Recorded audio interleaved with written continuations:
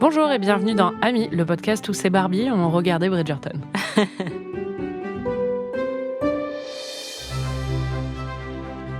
Salut, moi c'est Anaïs et onsentape.com.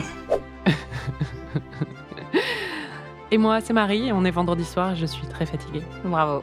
Une fois n'est pas coutume, en tout cas depuis les 2 premières saisons, cette fois-ci tu as regardé ces épisodes toute seule. Tout à fait. Je ne sais pas ce que tu en as pensé, même si j'ai quand même une petite idée. Je ne pense pas que d'un coup ce soit devenu un chef-d'œuvre à tes yeux. Donc je vais découvrir tes réactions aux 3 derniers épisodes de la première saison de Bridgerton. Tes réactions, tes impressions, tes analyses au fur et à mesure de ce podcast. J'espère que tu n'as pas autant détesté que les 5 premiers épisodes. Ça va voler très haut, tu vas voir. On va entendre déjà dans quel esprit tu étais au début du visionnage. Je m'apprête à regarder les épisodes 6, 7 et 8 de Bridgerton. Et j'ai aucune envie de regarder ça. Et il dure, 57 minutes, 1h01 et 1h12. Marie, je suis très énervée contre toi. J'ai déjà la flemme. J'en ai marre. Ça fait 1 minute. Ça a dû être dur, mais tu avais toi-même pour te tenir compagnie. Ouais, j'ai beaucoup parlé du coup pour essayer de faire passer ces 3h12 plus vite. Ça n'a pas marché. Non, pas du tout.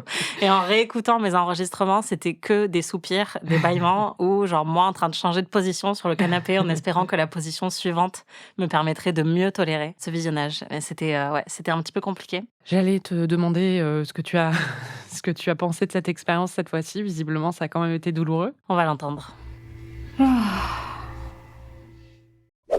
Oh non, on s'en fout. C'est nul. Allez, c'est reparti. J'en ai marre. On peut plus.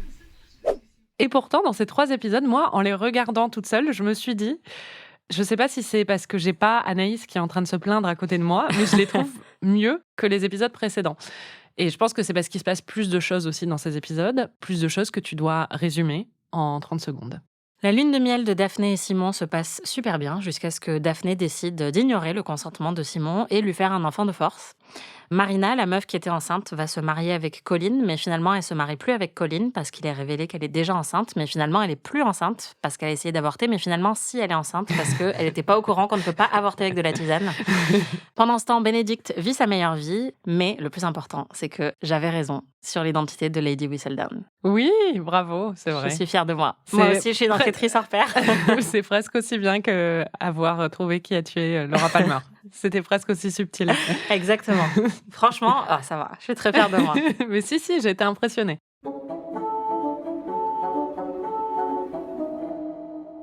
Qu'est-ce que tu as pensé de ces épisodes par rapport aux précédents ? Est-ce qu'il y a quand même une amélioration ou pas ? Oui, je rejoins ton analyse. C'est quand même mieux. C'est tragique d'avoir dû attendre aussi longtemps pour qu'il se passe quelque chose dans cette série. Mais là, effectivement, il y a beaucoup de rebondissements. Ce qui est marrant, c'est qu'au début, quand ça a commencé, on l'a entendu, j'étais pas du tout motivée. Et en plus, je trouvais qu'il y avait vraiment 0 conflit. Je pense que j'étais programmée par rapport à ce que j'avais déjà vu dans les épisodes précédents. Et je me disais, mais comment on va tenir 3 heures ? Alors que pour moi, l'histoire est finie. C'est-à-dire qu'ils se sont mariés, ils sont en lune de miel, quoi. On va entendre ma crainte au début de ces 3 heures d'expérience. Mais je comprends pas, l'histoire elle est finie en fait. Comment il reste 3h20 d'intrigue ? Mais c'est quoi cette série où tout le monde est gentil ? C'est quoi l'intérêt ? Il y a pas de problème, il y a pas de conflit. Il se passe rien. Bon, elle est même pas saoulée de ne pas pouvoir avoir d'enfants, donc il y a littéralement aucun problème dans leur vie. Donc j'imagine que le problème qu'il va y avoir, c'est que elle va tomber enceinte par accident parce qu'il va oublier de se retirer. Ça peut encore tenir au moins 8 épisodes, vu le rythme. Une petite annonce de santé publique. Même s'il n'oublie pas de se retirer, vous pouvez tomber enceinte avec la méthode du retrait. Tout à fait. Voilà. Donc ça aurait pu être ça, mais ça oui. n'est pas ça. Mais oui, donc j'étais très inquiète parce qu'effectivement, au début, tout se passe bien et puis ils sont tous tellement gentils et niais les uns avec les autres. Et je veux bien qu'il existe des Ted Lasso et des Parks and Recreation dans la vie, mais là, en fait, on n'est pas à ce niveau-là de jouissance sur la gentillesse entre les personnages. Donc, j'en avais vraiment marre, j'attendais qu'il se passe quelque chose. Et puis alors, d'un coup, Il y avait 0 conflit et puis après, il y a vraiment que des conflits, quoi. Oui, et le conflit central, c'est aussi l'histoire centrale évidemment, c'est le conflit entre Daphné et le duc. Donc il faut qu'on parle un tout petit peu de leur trajectoire dans ces épisodes. Ça commence très bien. Pour le coup, il y a du cul, hein. Ça commence très bien pour eux. C'est pas désagréable non plus pour nous, mais... Non, mais honnêtement, moi, vraiment, donc en fait, on assiste à un montage cul où ils couchent vraiment partout. Dans les jardins, dans leurs chambres, devant les serviteurs, les pauvres, qui auraient demandé à personne, sur une reprise au violon de Wildest Dreams de Taylor Swift. Ça m'a un peu fait mal au cœur. Parce que tu venais de débourser une somme folle pour aller voir le concert de Taylor Swift. Exactement, j'espère que ce sera mieux que ce que j'ai vu dans Bridgerton. Et non, en fait, je trouve que les scènes de sexe entre eux sont vraiment pas très bonnes, contrairement à celles avec Anthony, où je pense que c'est vraiment une question de jeu d'acteur, où lui et sa poissonnière, là, ils arrivent vraiment à mimer, en fait, le désir, la passion, l'orgasme, tout ça. Alors que les acteurs qui jouent Daphné et Simon, vraiment, mais il se passe absolument rien. C'est très vanille, quoi. On dirait 2 crêpes qui sont en train de se coller l'une à l'autre. Enfin, c'est vraiment inintéressant. Et donc là, on a ce très long montage où vraiment, c'est tout Wildest Dreams. Hein. C'est pas juste un petit moment de 20 secondes. C'est toute la chanson de Taylor Swift reprise par des violons où ils couchent dans plein d'endroits différents. Et en fait, ça m'a très vite saoulée, on va l'entendre. Ah, d'accord. Ok. Et B. Mais quel enfer! Bon, on a compris. Oui, alors je dis quel enfer parce qu'en fait, j'ai réalisé aussi dans ces 3 derniers épisodes que c'est principalement une série sur l'éjaculation précoce.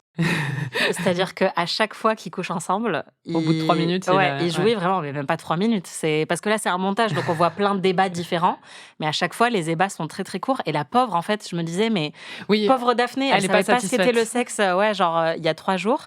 Et là, elle fait que coucher avec un mec qui la prend en mode lapin du Racel pendant 5 secondes. Et après, il lui tourne le dos et il se finit tout seul. Et elle est là, et elle attend. Je pense qu'en plus, comme elle savait même pas ce qu'était le sperme dans ces épisodes, elle sait sans doute pas non plus ce qu'est un orgasme, mais elle sait pas qu'elle a le droit de jouir elle-même. Bah si, ce qu'on a compris, c'est qu'elle sait ce qu'est un orgasme parce qu'elle s'est touchée entre les cuisses grâce à lui. Mais tu sens qu'elle est pas encore au courant qu'elle a des orgasmes. Après, elle a l'air de prendre du plaisir, mais c'est ça. elle atteint jamais l'orgasme avec lui, quoi. Alors ça, c'est notre interprétation à nous en se fondant sur... La science.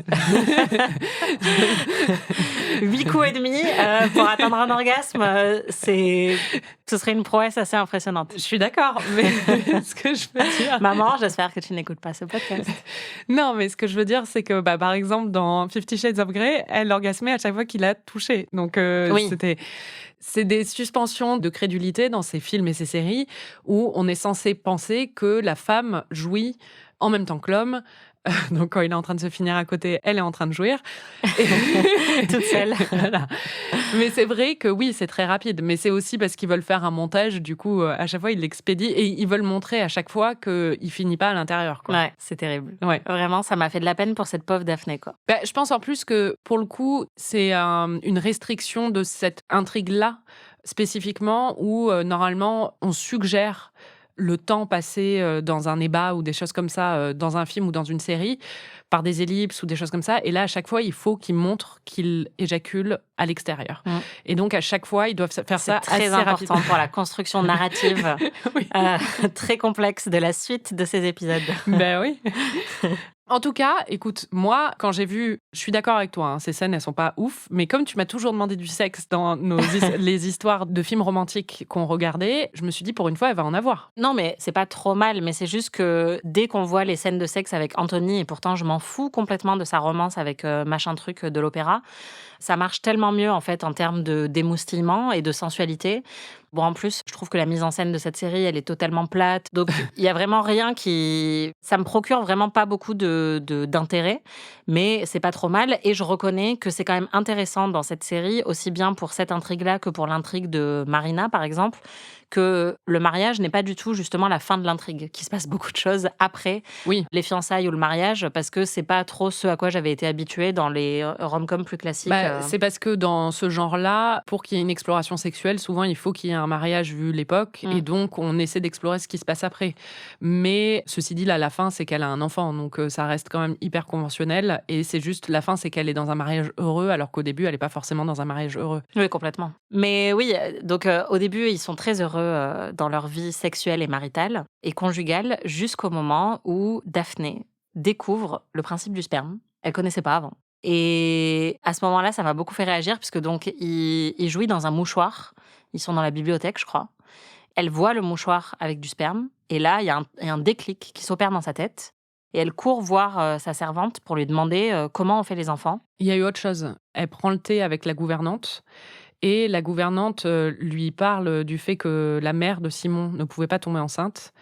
Et elle lui dit que c'est pas toujours de la faute des femmes et qu'elle avait dit à la duchesse que parfois la semence n'est pas bonne, quoi. Et là, elle pense d'un coup, elle se dit c'est quoi la semence? Et c'est après, quand elle voit le mouchoir, elle fait la connexion entre les deux. J'avais même pas, je crois que j'ai décroché pendant cette scène. Je me disais pourquoi elle est en train de parler à sa gouvernante. Eh ben parce que voilà, la C'était construction très narrative important, voilà. est hyper complexe, Anaïs. Donc elle trouve ce mouchoir plein de sperme et elle vrille. Bah, c'est ça qui se Non, passe. elle le voit en train d'éjaculer dans un mouchoir. Elle prend pas le mouchoir, non? Je sais plus, j'ai pas l'impression. J'ai pas que le j'ai souvenir d'elle inventé en train cette de scène. regarder l'intérieur du mouchoir. Avec une loupe. Elle se met à courir dans les couloirs. Elle trouve sa gouvernante ou sa servante ou je sais pas quoi et elle lui dit « Rose, explique-moi comment on fait les enfants. » Et là, donc, elle apprend à quoi sert le sperme. Et à partir du moment où elle voit le mouchoir, j'ai commencé à m'inquiéter tout de suite, on va l'entendre. Non. Non. Non. Au moins, t'es investie. Alors, mais attends, tu t'inquiétais de quoi? Bah parce que j'ai commencé à soupçonner le fait qu'elle allait chercher à s'auto-inséminer sans l'accord du duc.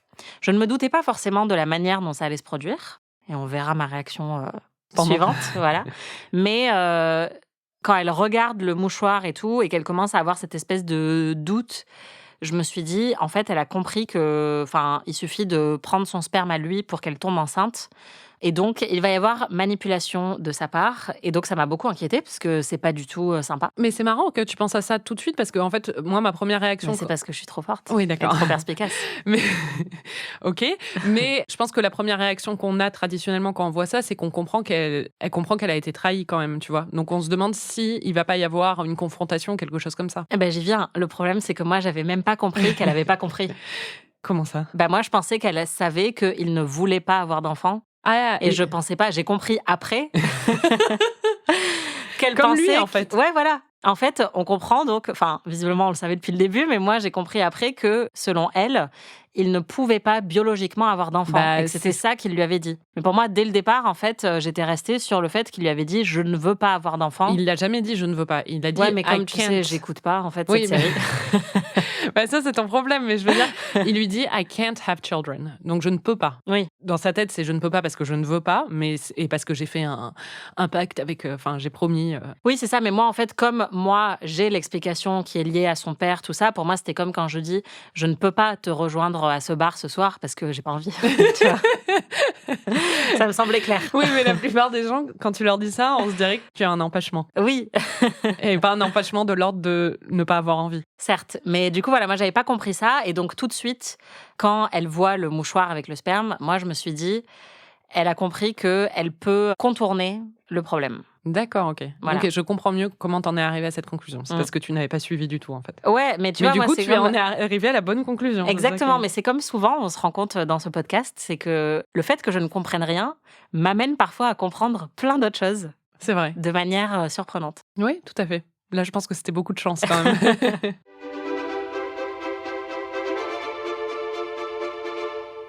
Tu avais raison, elle va pas utiliser une pipette pour s'inséminer.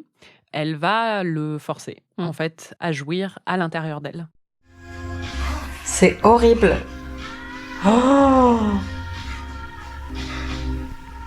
pas cool, pas cool, pas cool. Non, meuf, faut pas faire ça. Oh, non, mais c'est cata. C'est quoi cette série? Oh. Ma deuxième réaction, c'est vraiment le montage qu'il y a à la fin de l'épisode où on la voit avec les jambes en l'air pour s'assurer que le sperme arrive à destination. J'ai trouvé ça, mais d'un dark. Mais c'est atroce. C'est-à-dire que là, on était vraiment dans la série des bisounours depuis 6 épisodes. Et là, hop, en l'espace de 20 minutes, on a viol, avortement, fausse couche. Enfin, oui, parce qu'après, on va parler de toute la suite, voilà. Mais effectivement, tu m'en avais déjà un petit peu parlé, mais j'avais oublié que tu m'avais parlé de cette séquence. Et oui, je pense qu'on est d'accord toutes les deux. Enfin, donc elle se met sur lui. Et donc au début, ça fait penser à Game of Thrones en fait, avec Daenerys, où elle prend un peu le pouvoir et Oui. elle s'autonomise aussi sexuellement. Sauf qu'en fait, il veut se retirer et il panique un petit peu. Et elle le laisse pas se retirer. Et c'est un viol en fait. Oui, clairement, c'est un viol. C'est-à-dire que elle a plus son consentement à ce moment-là et elle le Ouais. force. Et il lui dit arrête, attends. Non, il lui dit pas arrête. Il lui dit Daphné. attends. Non. Il lui dit Daphné ou un Il truc dit comme wait. ça. Ah oui. Mais du coup, même s'il lui disait rien, son visage est assez clair et le fait qu'elle sait très bien qu'il n'a pas envie de faire ça et qu'elle le fait de façon très consciente. C'est pas comme si elle avait pas compris le truc avec le sperme et qu'elle le faisait parce qu'elle avait envie d'être dessus et que ça l'amusait. C'est vraiment parce qu'elle a ce but et aussi parce qu'elle veut se venger, parce qu'elle se sent trahie et qu'elle veut se venger. Ce qui est intéressant, c'est que donc la scène existait dans le livre, mais qu'elle était encore plus explicitement un viol, même si là c'en est encore un, mais qu'elle a été légèrement modifiée pour la série. Donc au moment de la sortie, beaucoup de gens ont été très déçus de voir cette scène. Et aussi se sont demandé si les créateurs de la série pensaient qu'ils avaient modifié et qu'ils avaient rendu ça plus acceptable en la présentant comme ça, en enlevant certains éléments qui étaient dans le livre où l'absence de consentement était encore plus claire. Ce qui est assez perturbant aussi avec cette scène, c'est que non seulement c'est un viol, mais c'est pas traité comme un viol par la série. C'est-à-dire qu'on est vraiment du point de vue de Daphné, on sympathise beaucoup plus avec elle à ce moment-là. Enfin, la série, en tout cas, veut nous faire sympathiser beaucoup plus avec elle à ce moment-là qu'avec lui. C'est-à-dire que lui, on voit pas les retombées après dans les épisodes suivants de ce qui s'est passé. C'est-à-dire qu'on voit qu'il lui en veut et qu'il ne veut plus lui parler, mais on est toujours plus de son point de vue à elle. Et à aucun moment, elle s'excuse, par exemple, de ce qu'elle lui a fait. Et elle est toujours, en fait, dans un truc de reproche. Et en fait, le truc qui est pernicieux, c'est qu'évidemment, on peut comprendre qu'elle se soit sentie trahie. C'est-à-dire qu'elle ne savait pas comment ça fonctionnait. Il lui a dit « I can't have children ». Elle pensait que c'était une impossibilité et qu'il voulait en avoir, mais qu'il ne pouvait pas. Et en fait, c'est pas le cas. Et elle a l'impression d'avoir été prise pour une conne, quoi, parce qu'elle était innocente et qu'elle comprenait rien. Et ça, c'est ce qu'on comprend aussi dans son rapport avec sa mère après, dans ce qu'elle lui reproche. Mais ça n'excuse en rien la façon dont elle traite et le fait qu'elle le manipule et qu'elle le viole. En fait, le viol, c'est un très gros élément récurrent dans beaucoup de livres à l'eau de rose, surtout dans les années 70-80. Ça s'est arrêté à la fin des années 80 parce que le discours sur le viol aussi a changé dans la société en général. Mais dans les années 70-80, les 3/4 des livres, enfin la plupart des livres de romance contenaient des scènes de viol où l'héroïne en général, et même presque tout le temps, est violée par le héros. Et c'est une des grosses hontes de ce genre-là. C'était beaucoup utilisé à l'époque pour à la fois montrer du sexe tout en préservant l'innocence de l'héroïne qui ne veut pas vraiment coucher avec le mec. Et en même temps, c'était censé montrer, lui, qu'elle représentait une attirance irrésistible à ses yeux et qu'il ne pouvait vraiment pas s'empêcher de la violer et qu'elle ne voulait pas. Mais malgré elle, prenait quand même du plaisir, mais après culpabilisait pour le plaisir. Donc c'était un discours extrêmement toxique autour du viol. Et ça a disparu de ce genre-là depuis la fin des années 80. Les livres de Bridgerton, j'en ai lu quelques-uns. J'ai pas lu celui-ci avec Daphné. Et à chaque fois, Julia Quinn fait attention à établir le consentement de l'héroïne. Par exemple, il va y avoir une scène où l'homme va carrément lui demander « Est-ce que tu veux que je te fasse ça ?» Et elle répond « Oui » ou des choses comme ça. Et on est du point de vue de l'homme et il dit « Si elle me répond non, bah tant pis. » Et donc, c'est bien ça. Tu te rends compte qu'en fait, elle est très consciente de ça du point de vue féminin, mais que du point de vue masculin, elle l'est pas, ou qu'elle l'a pas été en tout cas quand elle a rédigé cette scène. Je pense que ça a été aussi le même problème pour les créateurs de la série qui ne se sont pas rendus compte que Simon était violé à ce moment-là. Et je pense que si les rôles avaient été inversés, ça aurait pas du tout été la même chose. C'est-à-dire que ça aurait pas été pris aussi à la légère et que la scène n'aurait pas du tout été filmée comme ça. Et je suis même pas sûre qu'elle aurait été inclue dans l'intrigue. Je pense qu'il l'aurait modifié, quoi. Et ça montre à quel point il y a encore énormément d'idées reçues et d'ignorance en fait sur le viol masculin. Là, ça en est un exemple très, très clair et c'est vrai que ça m'a énormément choquée de voir tout ce qui a suivi cette scène puisque effectivement, c'est pas du tout conçu comme un viol dans la série, ça n'est pas mentionné comme tel après. On nous montre juste, en fait, une sorte de dispute de couple ou de froid dans le couple qui est vraiment sur la question des enfants, mais jamais sur, le fait qu'elle a totalement ignoré son consentement à ce moment-là et ça m'a rendue un peu folle, en fait, à chaque fois qu'il y avait des disputes entre eux et qu'ils revenaient toujours à ça, je trouvais ça encore plus violent de la voir, elle, lui faire des reproches, comme tu dis, et d'être vraiment pas du tout présentée comme quelqu'un qui aurait commis un acte répréhensible par la série. Et en plus de ça, bah, comme c'est vrai que moi, bon, je peux comprendre elle avait pas tout à fait compris dans quoi elle s'engageait, mais ça, c'est aussi mes yeux de femme du 21e siècle. Mais je me disais, en fait, évidemment, il faut en parler dans un couple avant de s'engager et encore plus de se marier. Mais il a tout à fait le droit de pas vouloir d'enfant. Et elle lui reproche aussi le fait que ce soit un choix de sa part et pas juste un problème biologique. Elle lui dit, mais attends, mais tout ça parce que ton père, t'as des daddy issues, je sais pas quoi. Tu peux en avoir, mais tu veux pas en avoir, c'est inacceptable. Et ça aussi, ça m'a choquée, en fait, parce que ce personnage de Daphné devient extrêmement laid dans ces moments-là, mais on sent que la série le pense pas du tout. Je pense que c'est parce qu'il y a quand même ce sentiment de trahison où on comprend, on est censé comprendre, et moi je le comprends quand même, qu'elle s'est pas du tout engagée là-dedans. Je pense qu'au moment du duel, s'il lui avait dit je veux pas d'enfant, elle lui aurait dit bon allez c'est bon, enfin va faire le duel avec mon frère quoi. Là il lui dit que c'est une impossibilité, elle est amoureuse de lui, elle veut pas qu'il meure et du coup elle décide de se sacrifier pour ça et elle fait vraiment un sacrifice à ses yeux, tu vois.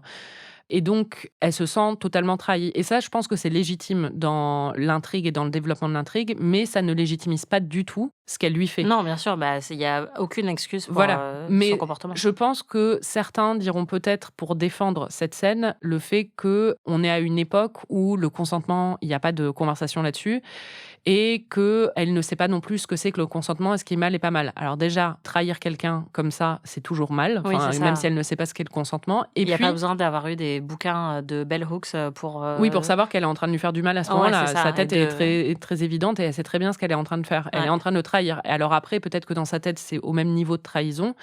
Mais cet argument sur le côté historiquement, c'est explicable ou des choses comme ça, où c'est pardonnable, cette série, historiquement, se tape de l'histoire. Donc, Bah oui, exactement. donc, sur tous les autres aspects, cette série n'en a rien à faire.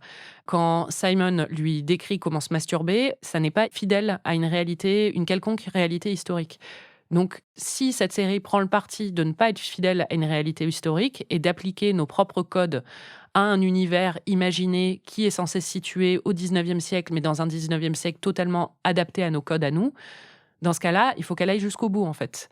Et elle ne va pas jusqu'au bout et elle inclut une scène qui est vraiment choquante pour le coup. Oui, pour moi, ça casse vraiment toute velléité progressiste de la série, en fait, de Oui. faire un truc comme ça. Après, t'as pas envie, en fait, de les encourager à être ensemble, quoi. Enfin, Non. tu vois, c'est juste... Et moi, ça m'a rendu Daphné vraiment extrêmement antipathique. D'ailleurs, ça me faisait marrer au début de l'épisode où elle est vraiment, bah, elle découvre un peu les villageois, elle est gentille avec tout le monde, et on sent que lui, c'est un peu le mec ronchon, asocial, et elle, c'est vraiment la meuf qui fait tout parfaitement. Et quand on a cette scène, alors je me suis dit peut-être que justement, ils bâtissent autant de bonté chez elle que possible pour qu'ensuite on puisse mieux accepter ce qui se passe derrière. Mais à partir de ce moment-là, c'est vrai que déjà, j'étais très peu engagée dans la série et dans les personnages, mais alors là, vraiment, ça m'a totalement perdu question sympathie. Enfin, je voulais plus voir ce que Daphné Ouais. faisait dans cette série. J'avais juste plus envie de voir sa tête, quoi.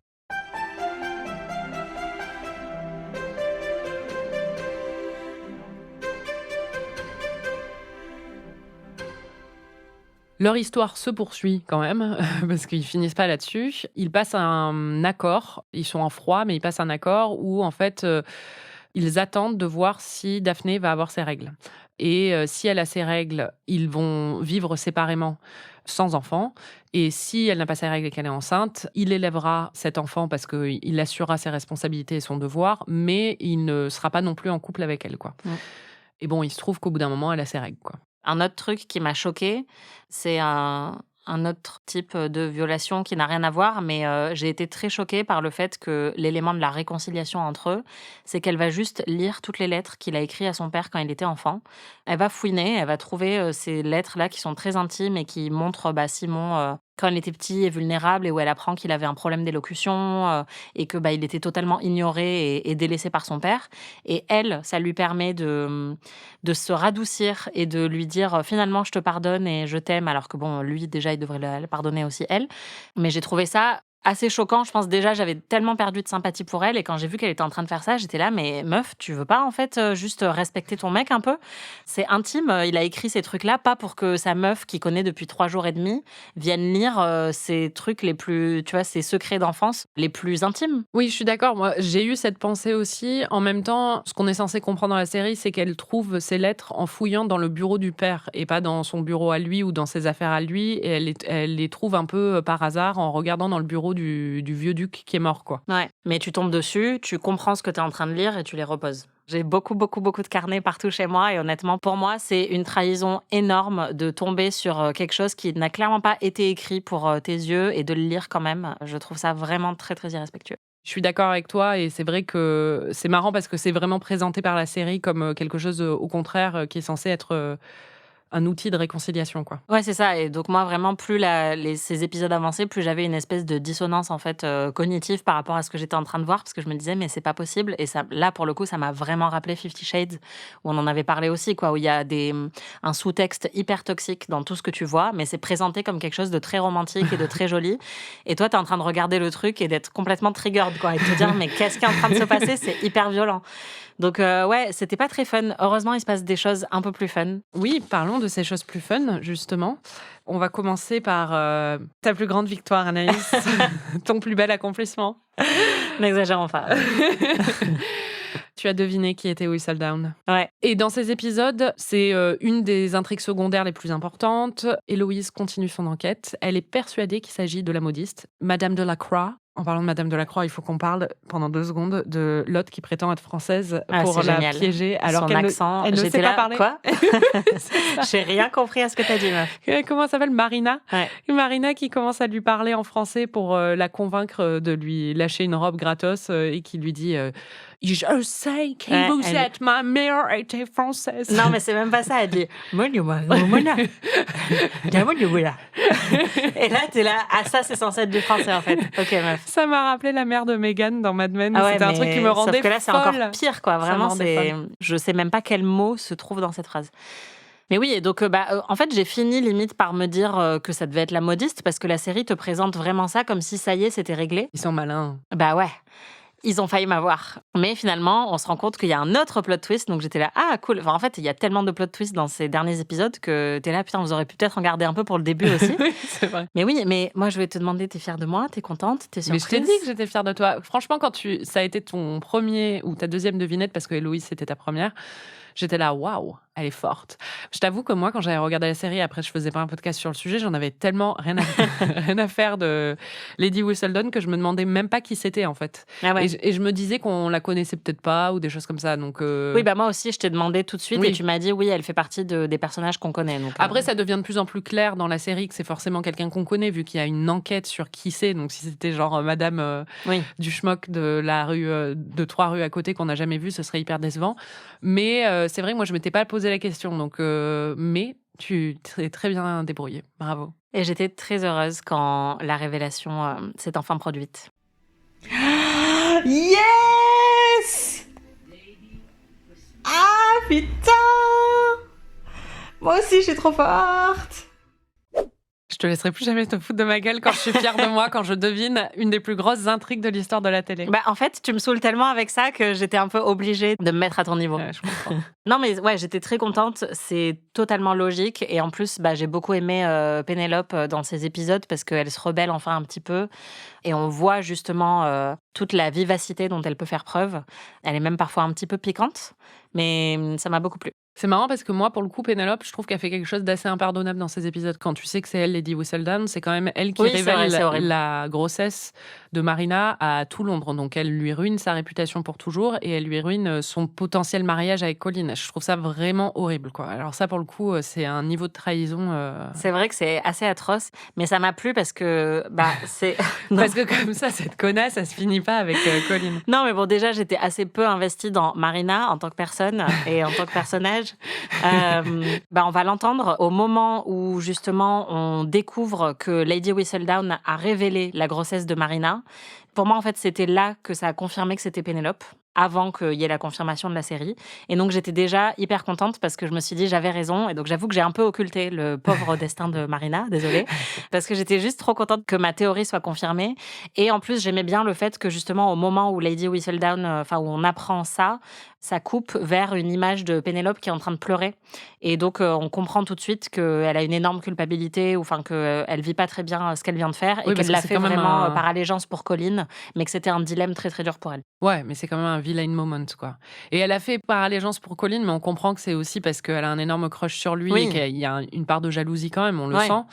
Et du coup, c'est pas très joli, c'est même assez moche. On va entendre ma réaction quand Lady Whistledown révèle la grossesse de Marina.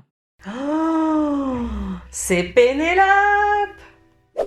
Ouais, non, voilà. Donc, c'est vrai qu'en fait, c'est le premier truc auquel j'ai pensé, c'était ça. Bah, c'est bien. J'ai honte maintenant, mais... non, mais c'est marrant parce que moi, c'est en revoyant la série où je me suis dit vraiment, c'est un move de connasse. Parce que la première fois que je l'avais vu, je me doutais pas que c'était Pénélope, donc j'étais là, c'est vraiment pas cool, mais là, vraiment, c'est vraiment un move, c'est horrible, quoi. Oui, non, je pense que si je le revoyais, ça me ferait beaucoup de peine pour Marina. Oui, et puis ça entache un peu l'image que j'ai de Pénélope quand même. Parce que je trouve que c'est pas très cool. C'est vrai. Puis même, en fait, une fois que tu sais que c'est Pénélope, quand t'écoutes les trucs, c'est tellement bitchy et ça révèle tellement de trucs sur des gens qu'elle connaît, y compris sa propre famille, que parfois, c'est... Mais c'est pour ça que ces trucs-là ne marchent jamais. C'est-à-dire qu'ils auraient dû retenir la leçon de Gossip Girl, où ils savent que, rétrospectivement, rien ne va fonctionner par rapport à ce que Gossip Girl écrivait.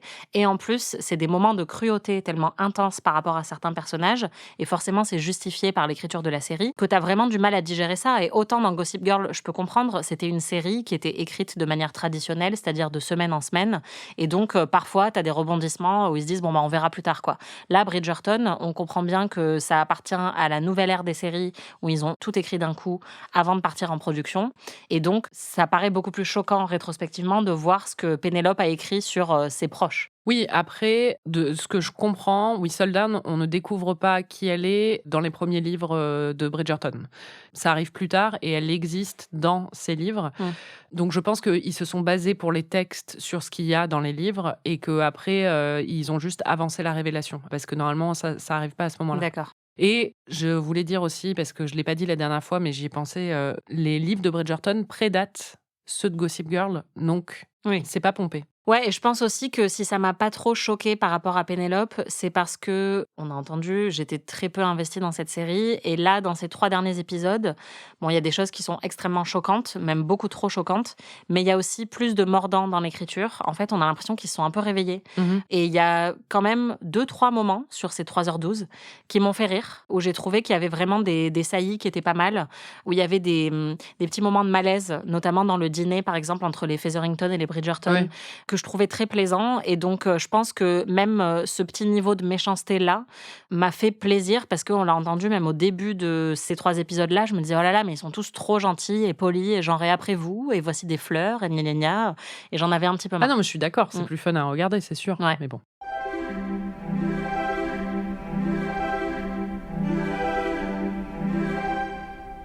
Et Marina, si tout ça ne suffisait pas, elle avorte. Elle essaie. Elle essaie, c'est ça. Elle va trouver de la verveine dans la cuisine. C'est ça, elle fait un mélange verveine camomille et elle pense qu'elle va avorter. Et elle est vraiment sûre d'elle. Elle dit, je l'ai pas senti ce matin, donc je pense que c'est bon. T'es la meuf, en fait.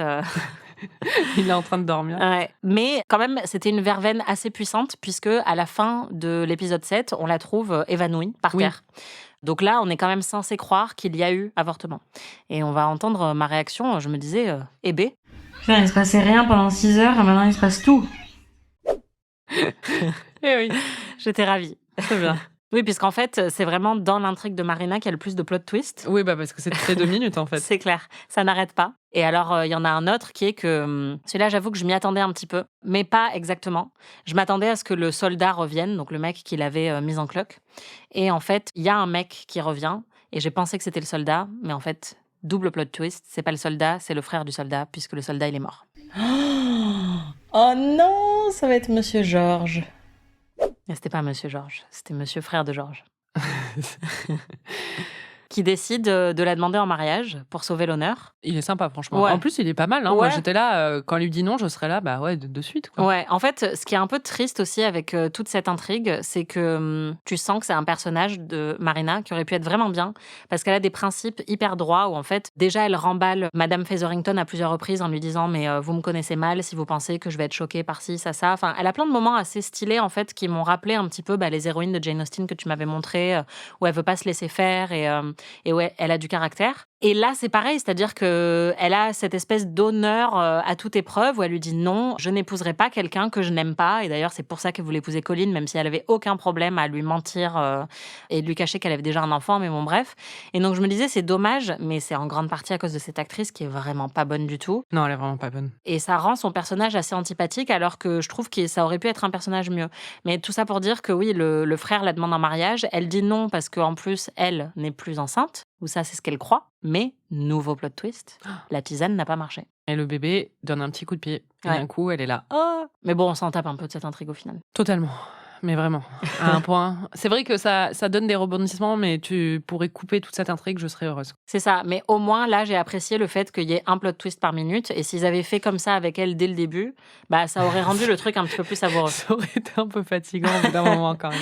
Ouais, mais là, vraiment, j'ai pas compris cette espèce d'accumulation à la fin de plein de plot twists, alors Bah, il que fallait ça tout avance boucler, très Anaïs. lentement au début. Bah ouais, mais... Point Bénédicte. Oui. Un petit point Bénédicte. Bah, il vit sa meilleure vie cette semaine. Il se tape la modiste. Ouais, C'est sa nouvelle meuf. plein de fois. Voilà. Je les trouve très mignons d'ailleurs. Ouais. Quand elle lui dit ferme la porte à clé, qu'on nous laisse tranquille, j'ai trouvé ça très cool.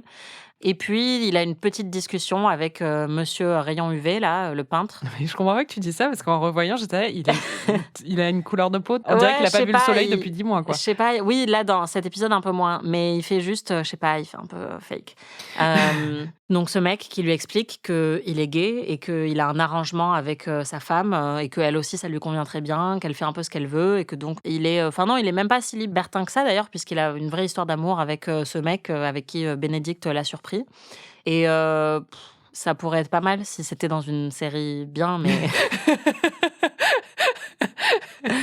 Mais là, on s'en fiche un peu. Oui, c'est un peu non, mais comme en le fait, discours sur la diversité dans les épisodes précédents Non, mais où tu dis c'est 1 minute. Donc, oui, mais surtout, c'est pas cohérent, en fait. C'est-à-dire que il y a un truc où le mec commence à dire qu'il est obligé de vivre cet amour caché de tous, en secret, machin. Littéralement, l'épisode d'avant, on les a vus dans une partouze où il y avait la moitié de Londres C'est et clair. il était en train de coucher avec son mec dans une salle où tout le monde pouvait rentrer. Littéralement, Bénédicte est rentré. Donc, quand t'entends ça, t'es un peu genre... Ah ouais, vraiment, tu vis dans le secret parce que t'as pas l'air de trop vivre dans le secret.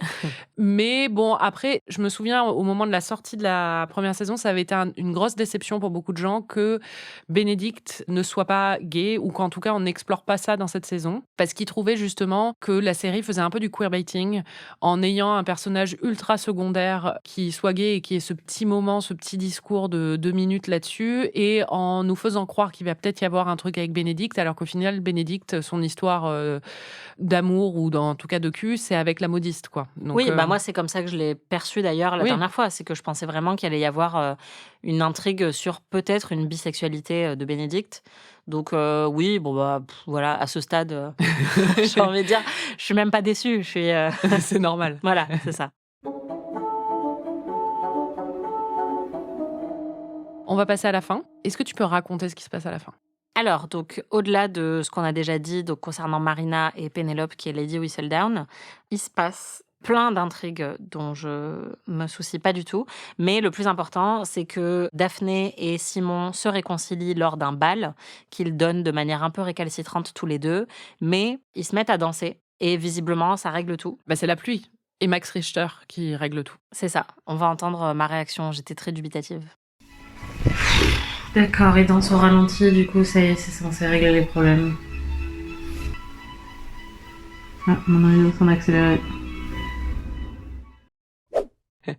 Oui. Voilà, des commentaires mais- très pertinents.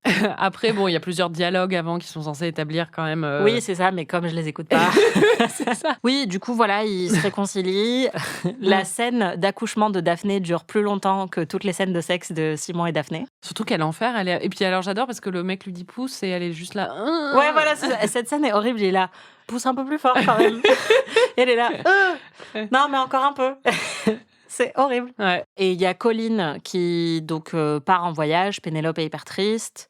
Et elle aussi, elle s'en va. On comprend qu'elle s'en va. Elle part en retraite de vilaine méchante. Non. Pénélope ? Ouais. On la voit avec une capuche. Non, alors, putain, les cons. Ouais. C'est le flashback où on voit que c'était elle la veille qui avait été surprise par Héloïse. Ah oui. Oh là là. Ok. C'est dur. Oui, bon, ça va. Non, mais t'as pas prêté attention. Mais en même temps, c'est remarquable que t'aies deviné tout ce que t'as deviné sans prêter attention, quoi. Merci. Voilà, bravo. Puis du coup, tout le monde finit heureux. Daphné et l'autre, ils ont un enfant. Ils s'aiment. Il y a quand même 2 petits trucs qui annoncent la suite, peut-être. Oui. Alors, déjà, Anthony. Oui, Anthony qui continue de fixer cette chanteuse d'opéra. À chaque fois qu'il la voit, on dirait... Enfin, vraiment, je sais tout ce que tu m'as dit et je trouve qu'il joue plutôt bien dans toutes les autres scènes. Mais à chaque fois qu'il est censé la fixer avec un désir dévorant, on dirait juste, j'ai noté, un crapaud en rut. Enfin, vraiment, il est complètement genre... comme ça. Merde, tu vas pas aimer la saison 2, en fait. Ah ouais, non, là, vraiment, je trouve que c'est assez catastrophique. Et donc, ils recouchent ensemble et ils veulent se mettre ensemble, mais finalement, ils se mettent pas ensemble. Et il y a un moment où, d'ailleurs, je crois que c'est même du Alicia Keys qui est en train de passer pendant qu'ils... Parce que bon, pourquoi pas, hein. Ils sont au lit ensemble et tout a l'air hyper beau et bien pour eux. Donc là, tout de suite, je me suis dit, ça va mal finir. Et j'ai envisagé quelque chose d'un peu plus sombre que ce qui se passe au final, mais voilà. Bon, elle, c'est sûr, la chanteuse, elle va mourir ou il va lui arriver un truc. C'est sûr. 3, 2, 1, c'est parti. Non, on peut pas être heureux comme ça dans cette... Bah, dans si, une hein. série.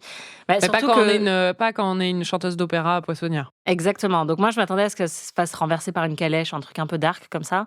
Mais surtout que je sais que c'est pas elle, la love interest de la saison 2. Donc je me doutais bien qu'il fallait qu'elle soit évacuée d'une manière ou d'une autre. Mais à la fin, Anthony fait un petit discours. Oui, il dit... ça m'a trop fait rire. Bah, il fait son discours de mec, quoi. Il est là, c'est bon, on m'a brisé le cœur, donc moi, l'amour, plus jamais. Bouh, l'amour, c'est nul. Maintenant, je coucherai sans sentiment. Et puis, je me marierai, mais alors vraiment, j'en aurais rien à foutre de cette vieille conne. Et donc là, on comprend très bien que ce qui va se passer dans la saison 2, c'est qu'il va tomber amoureux et qu'il va reproduire exactement le même schéma que le duc, c'est-à-dire qu'il veut pas écouter ses sentiments et il va lutter contre, mais en fait, il va quand même avoir des sentiments. Bravo. Je suis trop forte.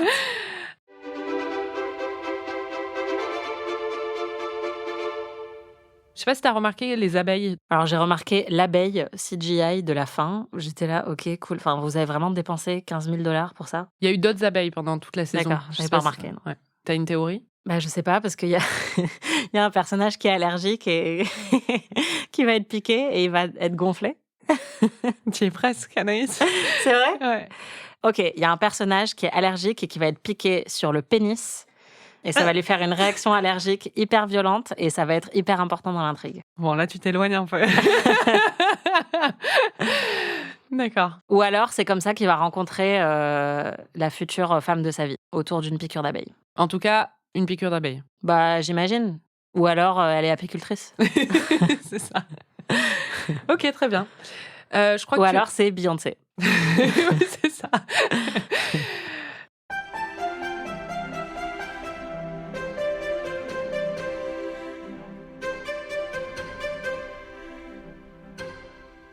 Tu voulais, je crois, faire un petit classement des intrigues de cette saison selon leur niveau d'intérêt. Oui, bah juste pour récapituler très rapidement. Donc, tout en haut, dans les plus intéressantes, il y a tout ce qui arrive à Pénélope et le fait que c'est secrètement Lady Whistledown. En dessous, il y a ce qui se passe avec la mère de Pénélope et ses robes. En dessous, il y a tout ce qui concerne Héloïse, parce que je l'aime bien aussi, et elle est marrante. En dessous, il y a tout ce qui concerne Bénédicte. J'adore la vie romantique de Bénédicte avec la modiste. En dessous, je pense qu'il y a Marina. Encore en dessous, je pense qu'il y a Daphné et Simon. Vraiment très très bas. Et puis alors, tout à la fin, il y a Anthony et la poissonnière, qui est chanteuse d'opéra. Vraiment, mais j'en ai tellement rien à battre. Et encore en dessous, il y a le fait que le père Featherington a une addiction au jeu et meurt. Mais qu'est-ce que j'en ai à battre en fait? Bah, ça va avoir un impact sur la vie de personnages qui sont très hauts, pour le coup, dans ton niveau d'intérêt. C'est vrai, mais vraiment, j'en pouvais plus de cet épisode de 1h12 où il nous montrait plein de rebondissements à la Peaky Blinders, là, où j'étais là, mais qu'est-ce qu'on s'en fout? Et alors, en dessous, c'est lié à ça, c'est les matchs de boxe. Vraiment, mais arrêter avec les matchs de boxe. J'espère qu'il n'y a pas de match de boxe dans la saison 2 de Bridgerton. Je crois pas. Et en plus, les matchs de boxe de l'ami du duc, je m'en fous. Allez, encore un autre match de boxe.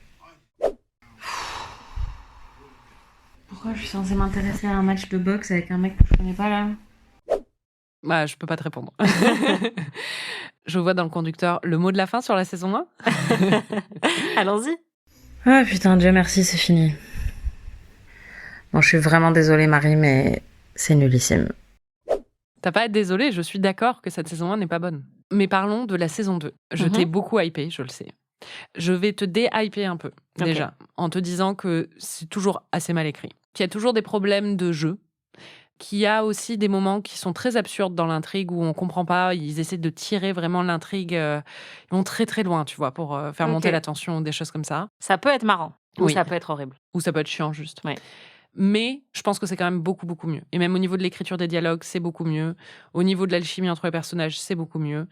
Donc j'espère que ça va te plaire. Maintenant, j'aimerais, si tu dois inventer ou deviner, prédire l'histoire d'amour que va vivre Anthony, tu penses que ça va être quoi, le scénario ? Je suis vraiment nulle en prédiction et en théorie, parce que tu sais que j'aime vivre dans le moment présent. C'est vrai, oui. Bien sûr.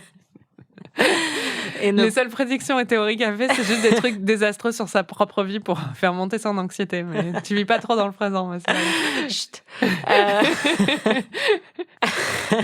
Alors, qu'est-ce que je peux imaginer ? J'imagine que il va... Je sais pas, vraiment, je suis nulle pour ça. Bon, le problème, c'est que t'es pas une connaisseuse, une connoisseuse, comme diraient les Anglais, du genre. Bah oui. Donc, tu sais pas exactement, mais en vrai, il y a que 5 scénarios possibles. Oui, en fait, il y a un truc auquel j'ai pensé, parce que je pensais que ça allait arriver dans cette saison et c'était pas le cas, c'est la différence de classe. Donc, je me suis demandé s'il y aurait pas une roturière qui viendrait dans l'histoire, vu qu'en plus, on sait qu'il aime bien les poissonnières. Peut-être une autre jeune femme qui n'a pas forcément le même statut que lui. Ça pourrait être ça. Alors, je vais te répondre en te disant que c'est l'une des intrigues de Bridgerton. Ok. Est-ce que c'est celle de Anthony ? Je ne te dirai pas. Si tu me dis ça, c'est que non. Ah mais non, mais peut-être que c'est celle-là. D'accord. Parce que sinon... Ouais, je voyais bien un truc genre le connaissant, Anthony, ce petit chenapan. Je pense que ça va être déjà une meuf qui a du caractère, j'espère. Oui. Et donc, je peux imaginer, par exemple, que ce soit une meuf qui travaille ou que ce soit une meuf qui est active, en fait, d'une manière ou d'une autre, parce que je vois plus ça comme étant son style. T'es forte. T'es trop forte. T'as hâte de la saison 2 ? Un petit peu, quand même, tu m'as hypé, et puis ça ne peut pas être pire que ce truc. Et ça ne peut que te rapprocher de la fin de cette expérience. C'est vrai. Donc oui, j'ai hâte, et puis j'aime bien cet acteur quand même. La question que je me pose, c'est à quel point il va y avoir des nouveaux personnages en dehors de l'intérêt romantique de Anthony. Alors ce que je dirais, c'est que l'intérêt romantique d'Anthony ne vient pas seul. D'accord. Donc il y a plusieurs nouveaux personnages qui sont liés à l'intérêt romantique d'Anthony. Il y a une nouvelle famille qui débarque. Elle est déjà mariée. Il fallait que tu t'arrêtes, Anaïs. Ok. Et est-ce qu'on va continuer à suivre l'intrigue des autres personnages ? Parce que moi, en fait, il me semblait que c'était des saisons qui étaient totalement séparées. Et donc déjà, ça m'a surprise quand tu m'as dit que la saison 2, c'était Anthony, mais qu'il y avait Anthony dans la saison 1. Moi, je pensais que c'était vraiment qu'on faisait un reset des personnages à chaque fois. Non, pas du tout. Vraiment, les personnages se suivent. Donc on va continuer à voir Pénélope, Héloïse. Oui, Pénélope et Héloïse sont très importantes dans la saison 2. Cool. Elles ont toute une intrigue à elles et tout ça. Trop bien. Bénédicte, dans mon souvenir, un peu moins quand même. Mais t'inquiète, t'en auras pour ton argent avec Anthony, normalement. Ok. Et, surtout, il n'y a plus le duc dans la saison 2. Oh, tu le savais, ça ? Je le savais, mais j'avais oublié. Ouais. Trop bien. Donc, on n'a pas de scène avec lui. Génial. Et ça, c'est une bonne nouvelle. Ouais, je suis ravie. Et j'aime beaucoup Lady Danbury. Donc, j'espère qu'on va continuer à la voir parce qu'elle est vraiment cool. Et puis, l'actrice, elle est au-dessus.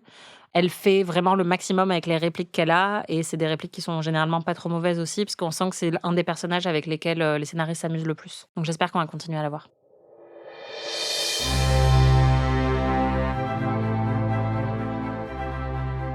Merci de nous avoir écoutés. Merci Anaïs pour ton sacrifice. Merci Marie. Vous pouvez retrouver tous les épisodes d'Amis sur Slate Audio ou votre plateforme de podcast préférée. La semaine prochaine, donc, on va regarder les 3 premiers épisodes de la saison 2 de Bridgerton. N'hésitez pas à regarder la série en même temps que nous, elle est disponible sur Netflix, et à partager vos impressions sur les réseaux sociaux. Et vous pouvez aussi écouter notre autre podcast PIC TV où on analyse l'actualité des séries. Si vous avez aimé cet épisode, vous pouvez nous laisser 5 étoiles et un petit commentaire, ou vous pouvez nous hyper auprès de tous vos amis. On se retrouve la semaine prochaine pour de nouvelles aventures. Salut! Ami est un podcast d'Anaïs Bordage et Marie Telling, produit par Slate Podcast. Direction éditoriale Christophe Caron. Production éditoriale, prise de son et réalisation Aurélie Rodriguez. Musique Victor Benamou.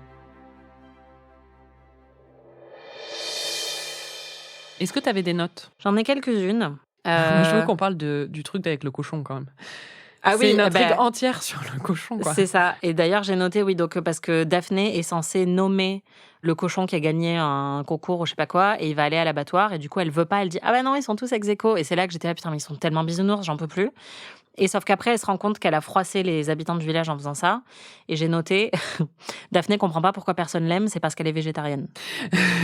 J'ai noté aussi, Daphné découvre les propriétés du sperme et devient triste, point d'interrogation. Pénélope se rebelle, j'adore, yes bitch. Voilà.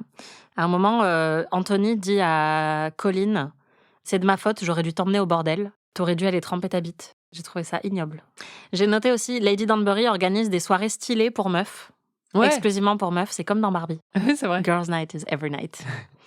Et un truc que j'ai trouvé trop mignon, c'est quand le père de Pénélope meurt et que Héloïse lui dit « Je suis là pour te donner une raison chaque jour de supporter l'absence de ton père ». J'ai trouvé que c'était vraiment très chou comme réplique vrai. Pour le coup. Et puis oui, il y a eu quelques moments aussi où je parlais toute seule, parce que j'avais que ça à faire. Déjà, j'ai encore oublié que Colin appartenait à cette immense famille Bridgerton. Donc je comprenais pas trop pourquoi Anthony était énervé que Colin annonce ses fiançailles à Ah, tu te souvenais plus que c'était son frère? Ouais, on va l'entendre. Ah oui, c'est... Ah d'accord. C'est le frère et c'est un Bridgerton. Vraiment, ça fuse.